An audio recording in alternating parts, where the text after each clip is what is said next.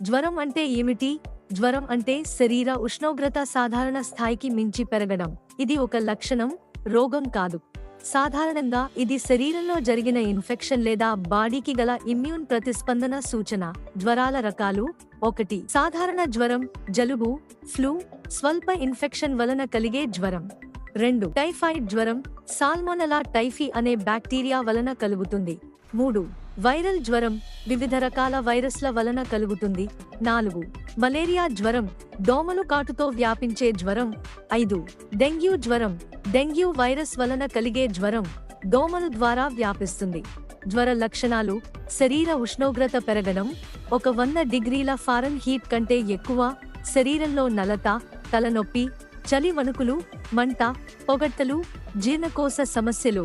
జ్వర నివారణ మరియు చికిత్స: తగినంత నీరు త్రాగాలి, విశ్రాంతి తీసుకోవాలి, తేలికపాటి ఆహారం తీసుకోవాలి, అవసరమైతే డాక్టర్ సలహా తీసుకుని మందులు వాడాలి, పారాసెటమాల్ వంటివి.